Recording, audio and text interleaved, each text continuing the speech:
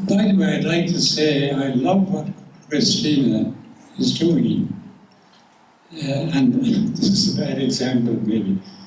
But I go to funerals, and we hear very interesting things about the person who died. And I always say, why couldn't we have found out about this before this? So it backs up your idea about people, about us getting to know each other. That's, I did together. Okay, enough of me. No, we're just getting started. Oh, we are, yeah, okay. Yes. I want to know where you were born. I know, but I want them to know. Yeah. And when. I was born in Dublin, Ireland, the capital, in May 11, 1935. And my dad was a policeman, but he was stationed in Dublin at the time I was born. Like my mother, they came from the west of Ireland. And my mother had just arrived from America. Well, just simply to answer your question, I was born in Dublin, 1935. I was the first of two boys. My brother was a year and 8 months born later. And how did your parents meet each other? It sounds like a pretty exciting. It was a beautiful romance. Oh. She left America to come over for the Eucharistic Congress in 1932. A religious congress was held in Dublin in 1932. And she was determined to come over, be part of the Eucharistic Congress. Very exciting. It was 1 million people packed into a beautiful park in Dublin, and she was at that. And then she stayed on for a while, and she went to a barn dance. A barn dance? A barn dance, yeah. And my dad, who looked like he was becoming a bachelor, told my Aunt Mary, I met the most beautiful girl I ever met in my whole life. And he was 32 at this time. It looked like he was going to get married. So my Aunt Mary knew this was it. He was a bit of a flirt before that, but once my mother came with the picture, that was it. And when did you decide you wanted to be a priest? You told me there was a story behind this that was, I think, was very interesting. I always wanted to be a priest. That's the part. That's kind of unusual because usually people made up their minds towards the end of high school. But there was a lot of things that influenced me on that. I loved the ritual of the church. I loved it from the beginning. I used to build my own altar and have my brother be the congregation. And he used to say to me, I'd like to be the priest once in a while. I said, no, I'm the priest, you're the congregation. What a brat, I said, I'm kind of bit of a bully. You were the older brother. I was the older by a year and 8 months. Yeah. It's usually the older brother that's pushy. Yeah, I was pushy. Yeah. And my brother told me later on, you were pushy. Well, let me see here. What other secret can we say? Your best buddy that you started as early friends, Father Tom Glenn, right there. Say hi, Tom. Hello. So isn't this the one that was your buddy? Yes. When my mother inherited the farm, they decided to move to the west of Ireland, and with a view to taken over the farm, and when he retired, he would build a house and move it. So we moved to a small little town in the west of Ireland called Ballahadderry, which was translated as the Way of the Little Oaks. The Way of the Little Oaks. And Father Tom and I stopped at Paso Robles, and I told him one time, Tom, do you know that Paso Robles and Ballahadderry are the same name? They both mean the Way of the Little Oaks. After that, we always had to stop at Paso Robles, even if we had to go 30 miles off. So he tried to tell the lady, he said, do you know that your town and my town have the same name? And the lady would say, yes, yes, what do you want with your eggs? What do you want with your eggs? Yeah, she was more into get the order finished rather than listening about the hometown. It was a grand little town with 1,200 population. I came to love the place. How long did you live there, and how long were your buddies at that area? Well, I lived there until I was ordained at 24 years of age. So it really was my hometown, you know. And then, ever after, I'd come back in summertime to Ireland. I'd stay with the folks in this little small town. Beautiful place. Well, when did Father Tom become ordained? When was he ordained? Well, he's an old priest, and you wouldn't think it. He's what? An old priest. Oh. He's old. Oh, Yeah, he doesn't look. we don't discuss age. Oh, yes. He's going to be 90 in November. Ah, And he is 7 years older than I am. So okay. he's pretty well preserved, I must say. That's so nice. I saw them celebrating your birthday. Wasn't it just a short time ago? May 11th. Mine is May 11th. May 11th. Yeah. Okay, moving right along. You had to choose your parish. How did you go about doing that? And is this working right? I'm not real good with these. Oh, I see a familiar face. Yeah. Oh, your granddaughter? Oh. Take a Okay. Well, in the seminary, after you were 3 months there, you had to choose where you wanted to go to. And this seminary allowed you to pick your diocese. And I chose Los Angeles because I knew some people here already. And they also did everything through English, which I liked. I did not like Latin. I love Greek, but I did not. Latin had too many exceptions. So when I went out to see my brother in the university, there was graffiti on the walls of the university, and it said, Latin is a dead language, as dead can be. It killed the ancient Romans, and now it's killing me. I said, yes, nice. So we came out and came by way of New York to Los Angeles, and we were assigned a parish, and my first parish was in Orange County in the harbor. The rest were in Los Angeles. So I come to know the city pretty well. How long did you stay in New York? 2 weeks. 2 weeks. You better go back for a Yeah, visit. yeah, I did. Okay. That was a great treat, meeting your relatives you had never seen before. You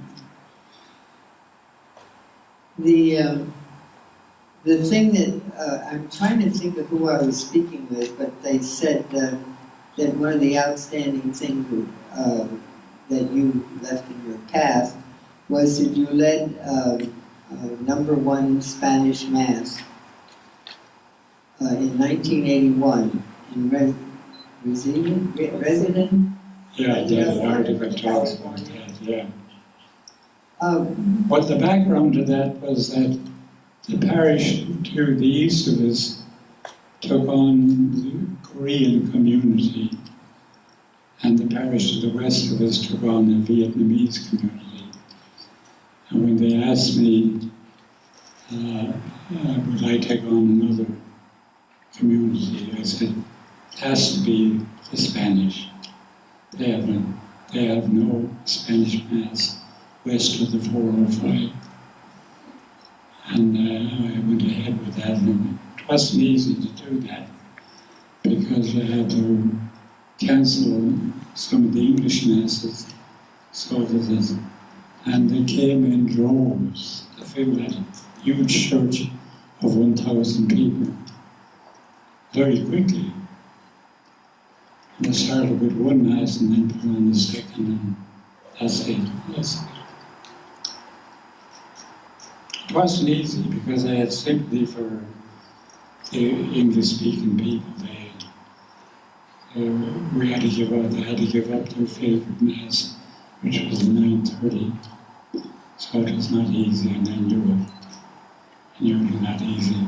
But I also knew it had to be just to let the Spanish people, I knew they were there from Ash Wednesday, you'd have a huge crowd of Hispanic folk coming to it. So I knew they were in the area. They must have been very grateful to finally get a Mass. They had to go quite a distance, didn't they, to get to a church before that? No, they were in the apartments all around us, right close. No, they were mostly from the neighborhood. They were there all along,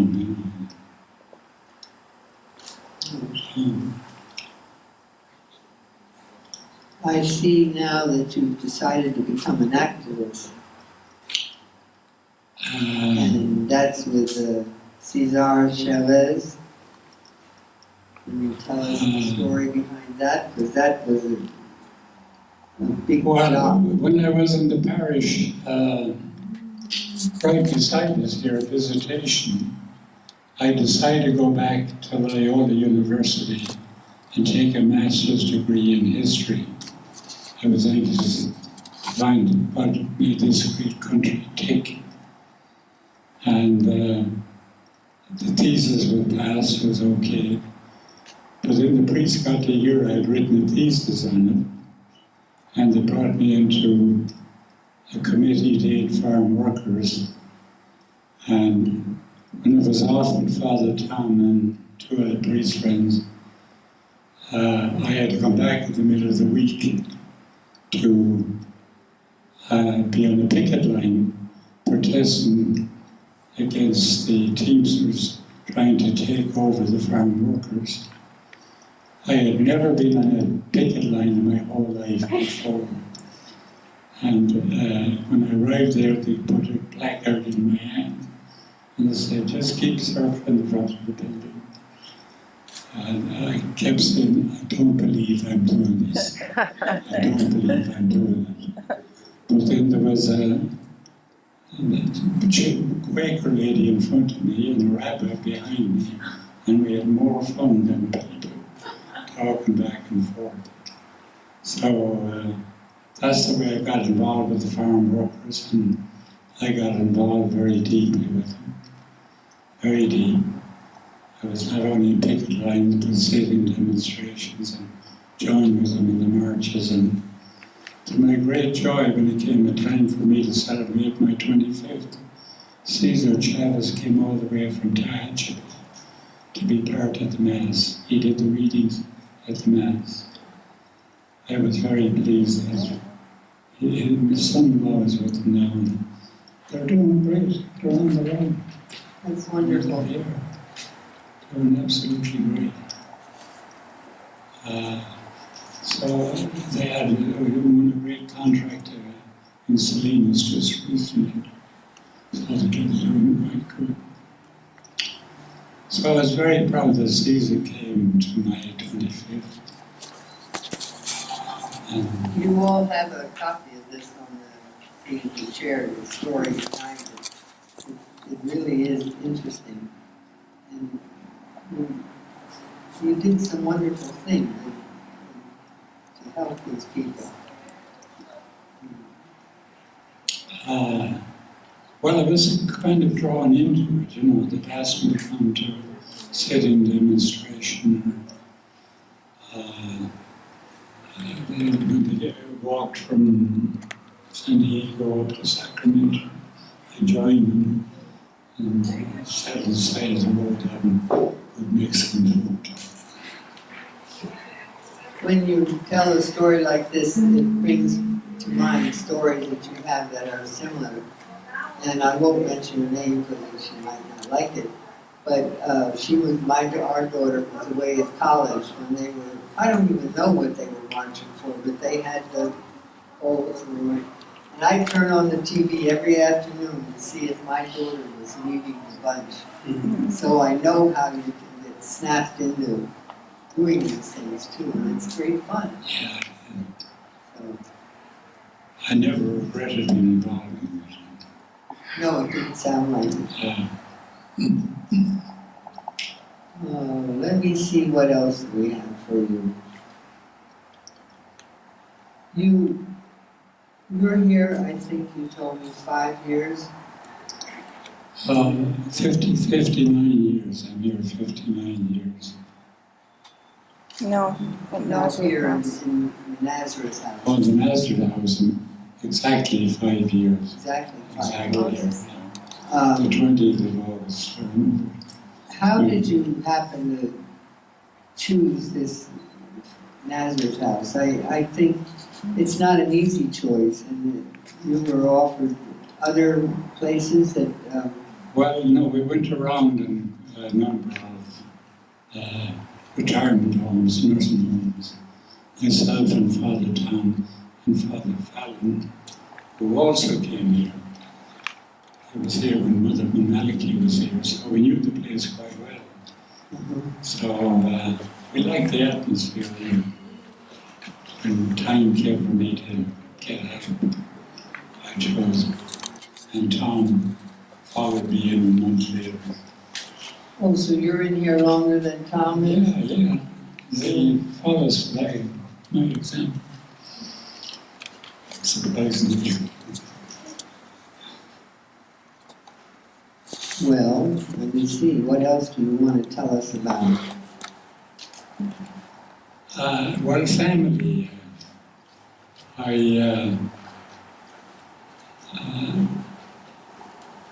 My mother came to America when she was 16, and she became a domestic for a wealthy family in White Plains, New York, for 10 years. And then she was a nanny to the young girls growing up, and they were crazy about her.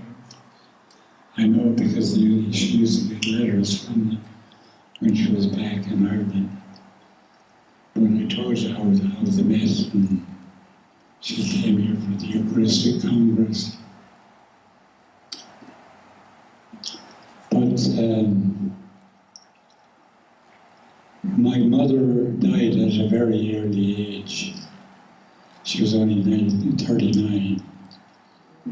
And my dad was looking around for someone to come in. He was determined that he would not give us up for adoption, that he's going to keep us, someone. So after 6 months, he persuaded a niece who was working in a jam factory to come to look after the two of us. And she was in her life for 3.5 years. And then he married again. And it was a wonderful relationship, really great. She was shy coming on 2 teenagers at the beginning, but over for 43 years, we came to realize what a jewel we had in our second mother as well as our first mother. So it's quite a story. Yeah. Does anybody have any questions about what they've been listening to? Surely you have something in your mind. The Well, story, Sean, you told me, remember your father was a policeman and he hunted down a murderer? Yeah, Want to tell about that? It's interesting. I thought it was interesting. My dad was a policeman. What was your question again? Well, I remember a story you told me. I was fascinated by it. Your father hunted down a murderer, but the town already knew who it was. Fascinating. Just small towns. It wasn't quite that way. No. That's a gruesome story. Remember, there were unarmed policemen, and one night he was in barrack duty, and somebody told him, there's somebody's breaking into the market. There's a light on in the basement.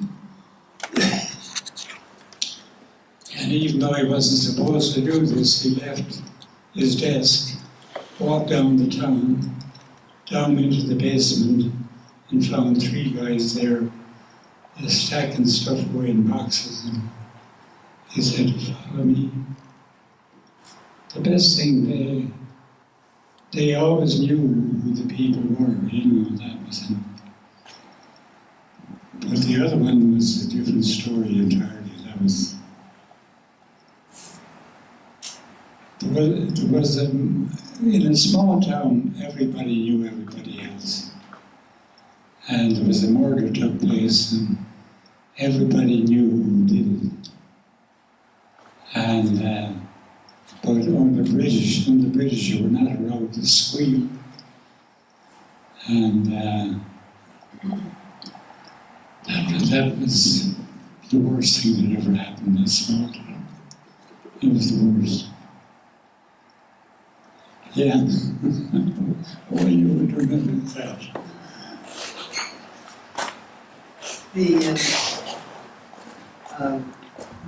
Didn't you say that your folks moved back to the farm?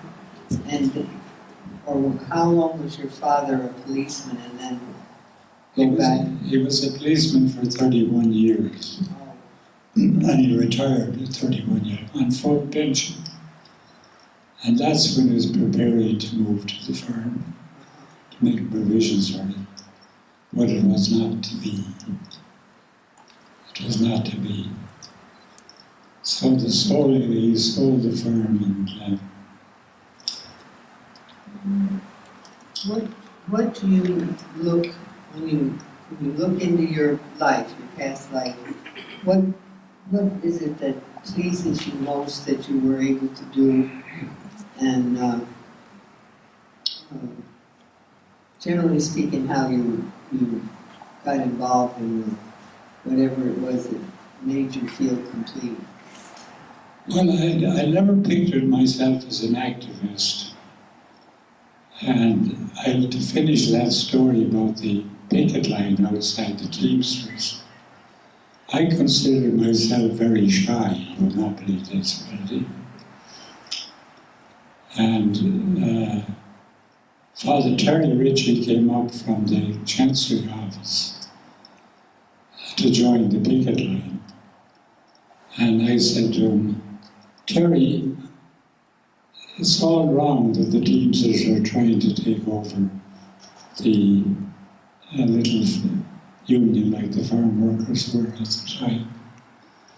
I said, let's go in and talk to the president.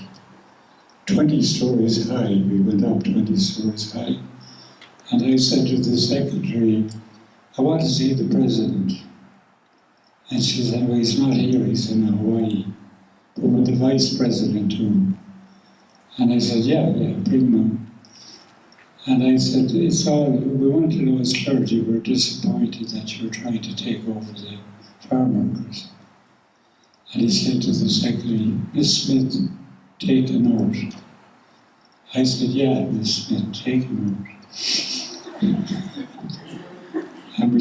from the 20 stories out of the sidewalk, got my placard, and I just said to Father Terry, you know, I used to be quite shy. And he said, Sean, the next time you have an attack of shyness, I'd sure like to be around. So I went from being a lamb to being a tiger almost, and under influence I never expected, you know. Now I like my quiet days. Now you like what? My quiet days. Oh. Especially the Holy Hour and the Mass, you know. It's beautiful, and I realize how much I love the Mass and the Rosary and the Holy Hour. Those things are beautiful. Very nice. Let me see if I missed anything here. Oh, I know what I wanted to ask you. What did you think of the year 2018 so far? Should we do this? What about 2018? Oh, so far. Yeah. Oh, now you're drawing me into politics. No, I realized that was a mistake. Yeah. I'd stay out in that area. Social justice is different. That's different. Where you're fighting for the rights of the working man. I never regretted my deep involvement in that. Never regretted. Interesting. So who wants to get into trouble in the audience? I have a Got question. So, Father, when you arranged for the first Spanish-speaking Mass, did you preside? Do you speak Spanish, or did you have to bring in another priest? Or? I had to bring in another priest. Uh-huh. I was never good at languages, like the Latin, I didn't like. And so then after that one time, they had the Mass regularly in Spanish? Well, I had to wait to get a priest to look around. I had Bishop Arzubi looking for a priest, and there weren't that much available. And finally, he got a priest that was also involved in prison ministry, Father Juan Azubi, Father Juan Izabal. And he proved to be a charming priest, very humble priest. And the Mexican community took to them with their hearts. And he was with me 2 quinceañeras and 2 masses on a Sunday. And I loved him, and he loved them. Unfortunately, he died at 43 years of age, a young man. The prison, he had a tough time in the prison ministry. So the parishioners, the Spanish-speaking parishioners who came, what were they doing before? Were they traveling far away to go to church, or were they just listening, going in English? They traveled all the way to Pucallpa. Oh, wow. To kill Mass. Okay. And that was quite a distance. So they didn't just come to Mass and not understand. Was Mass being conducted in English at that point? When this started? Was. Okay. Yeah, it was. Uh-huh. And then my other question was, when you became an activist and you carried the placard the first time, did you do it many times after that? I did. You did? I was not only involved with the farm workers, but the textile workers, the brewery workers, Soviet Jewry, and so forth. I had priests at the parish who covered for me very often, but I also, the article tell you that was not my writing, but I kept deeply involved in the parish as well as I didn't neglect the parish. So did you do a lot of public speaking at the rallies, or you just quietly carried your sign in the parades? I carried my sign mostly. Uh-huh. But inevitably, I'd have a reporter follow me around because I had the collar on me. And there's not a picture there of me on the picket line. But I'd be with other priests too, involved in it.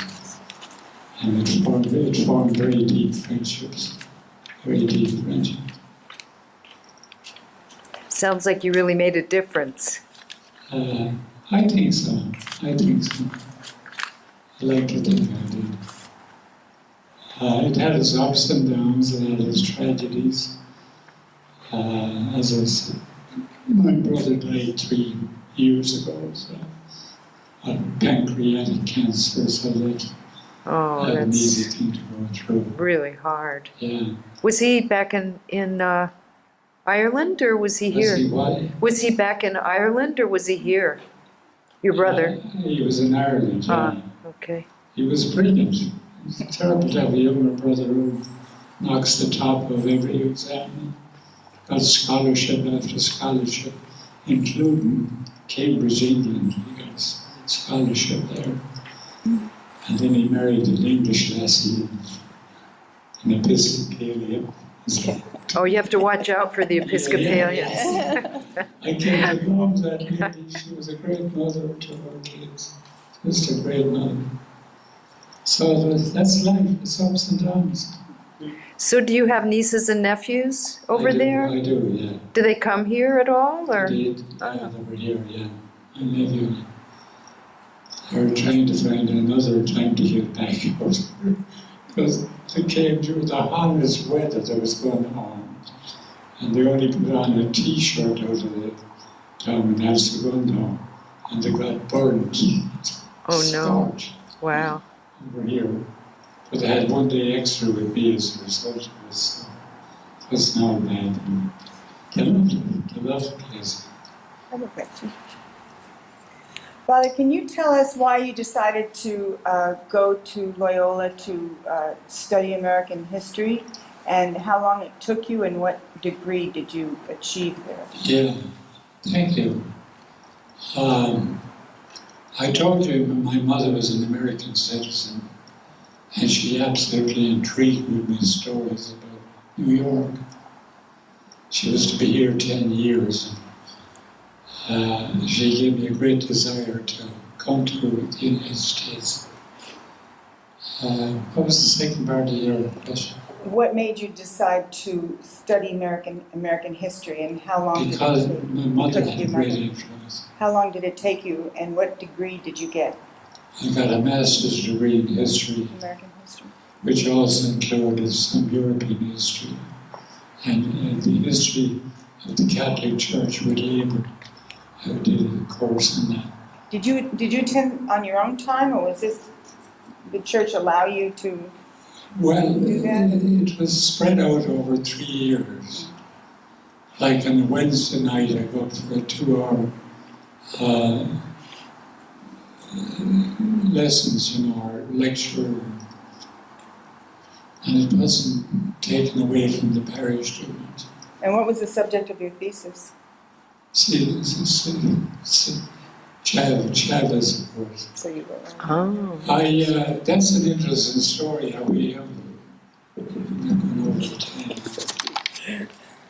time. My second year, I was looking around for a thesis to write, and I got a call from then Bishop Mahoney. He said, I have 5 bishops down here at the International Hotel that want to say Mass at your church visitation. And I got brazen enough to ask Bishop Donahue of Stockton, what are you guys doing down at the hotel down there? I said, we're trying to work out a table grape contract with the growers in Coachella and with Cesar Chavez's union, UFW. And last night we had a breakthrough. So we're going to sign an agreement at the education office, the Catholic education office. Would you like to come? And I said, oh, I'd love that. And I got introduced to not only Cesar, but Dolores Huerta, the growers from Coachella, and Father Higgins, who was in charge of the social department in Washington, D.C. So when I came back, I went to the chairman of the history department and said, could I write about that guy, Chavez? Wow. He said, no, it's covered already. There's quite a lot written in it. But what people are interested in is, why is the Catholic Church involved in a labor dispute? Good angle. And that was the name of the thesis, was Cesar Chavez, the Catholic Church and Cesar Chavez. And that's got a lot of attention. That got a lot of attention. My shyness returned. Can we find out how we can read it? Is it published or something? The question is asked if that document can be available for these people to see. We Yes. have a copy. They always ask me to publish it. I was asked to publish it. Okay, if you And leave your name and I've had copies made of the original thesis. They're available. Great. Thank I you. reread it lately and I discovered something very interesting, that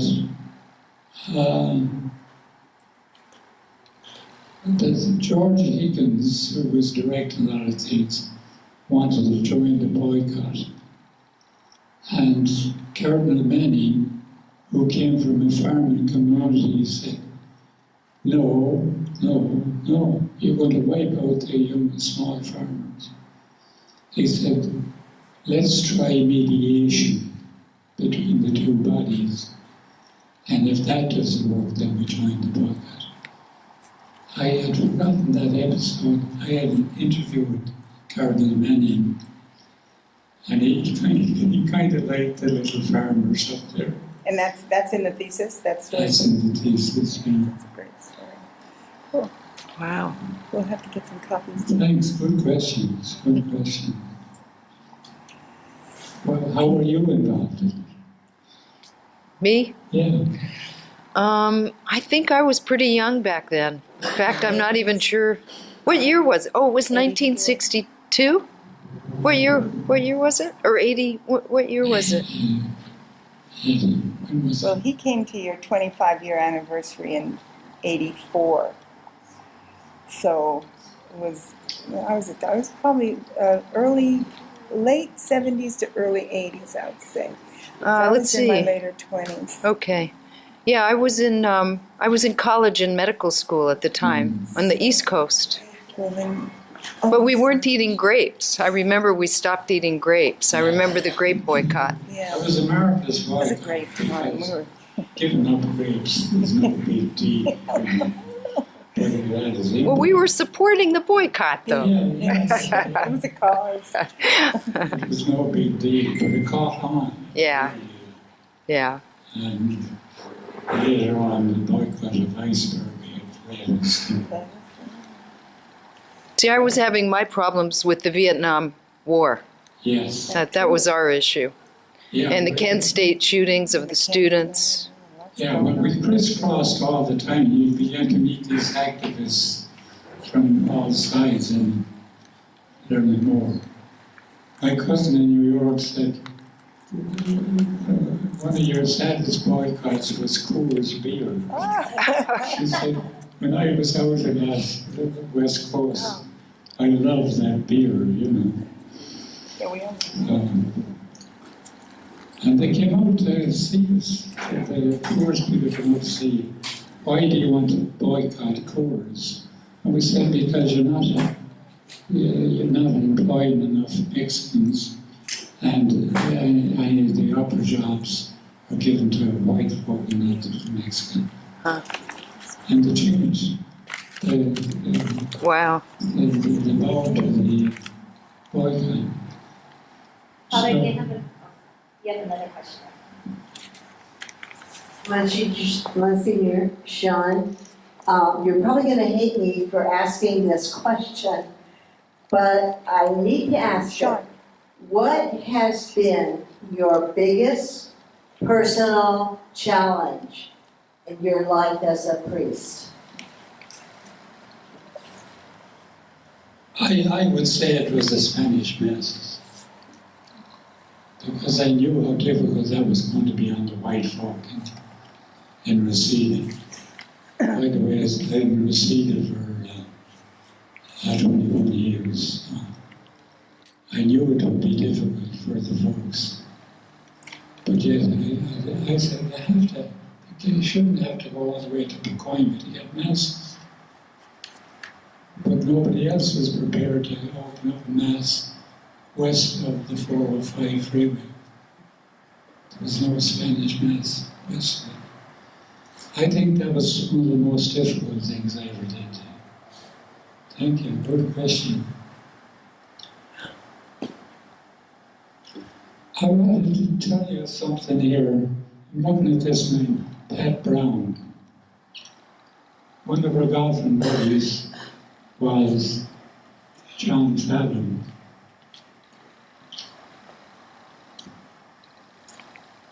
That's John Fallon. And he's the first cousin of Pat Brown, who I greatly admire the way he takes care of his wife. Will you put your hand up, Pat? Yeah. But the crisscrossing in life all the time, you come across people you knew years ago and so forth. He used to come and volunteer his time to be a male nurse when he was here. And Angela is very precious to him. That's a good question. Oh yeah, I'm glad you mentioned that. Another big and lovely coincidence.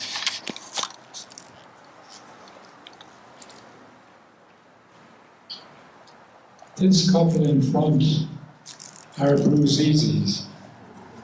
Their name is Bruce Easy. Vincent put up their hand. They always remind me, if you have difficulty with their name, just say, we don't bruise hard, we bruise easy. And it's stuck. Now the big thing is that I did a wedding for their daughter, who lives close by here.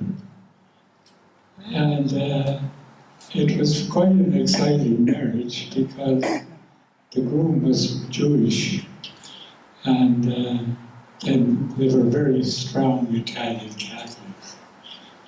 And there was at the reception, you could see how they were well matched, talking back and forth to each other. But anyway, the rabbi broke the glass. And it was very exciting, the whole thing. I just enjoyed. That was one of the most enjoyable. And it's a very lovely marriage. It really is a lovely marriage. And they have two beautiful kids. And they live practically at Pico and St. Timothy's Church right beside us, you know. Wow. Coincidences.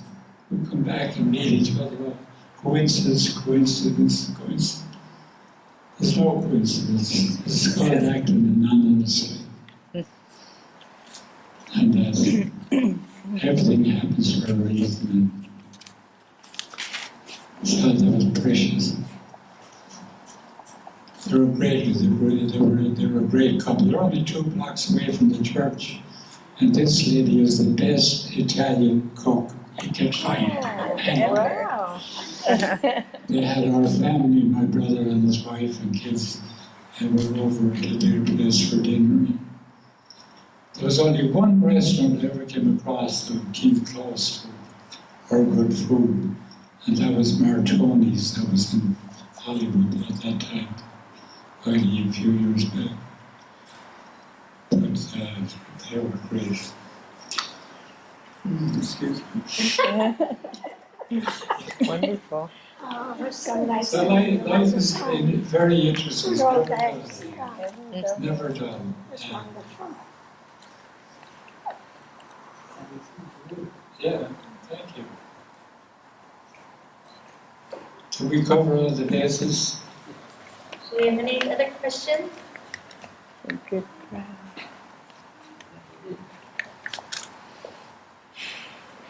The picture of the rabbit. Oh yeah, here it is right here. Oh, that's right there. Yeah. And you can all come up and look at the photographs. Like I said, we have photographs of his family and everybody he's talked about. And if you have any other questions that you would like to ask him, you can ask him as well. So can we keep this practice going? I want to know other people around. There are a lot of This interesting is people. fun. It's a great idea, yeah. Yes, Very we good hope idea. to get everybody in, Yeah. right, Joy? Yes. Yes. Yes. Father, maybe you should nominate the next people to be interviewed. I thought about that. Yeah. I thought about that. Who would you nominate? Who would you nominate? Of course, I go with all priests, but when I think about it as, no, that's a dangerous area. Mine is going.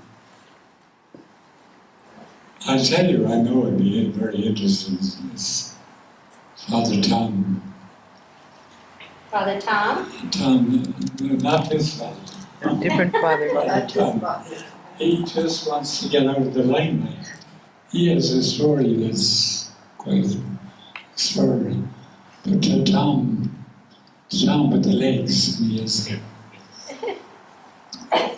Tom, what's his last name again? Ellis. Huh? Ellis. Ellis, Tom Ellis. He's been here for a year. He was a teacher at the seminary, and Oh, yeah, he's dynamic. He is dynamic. But I really also would like to hear people's stories. Like, for example, I would think of Joan O'Brien this year. I begin to hear the priesthood all over again as she describes what her son is involved in at the parish. And he's only there a month. But that's kind of interesting too. Okay.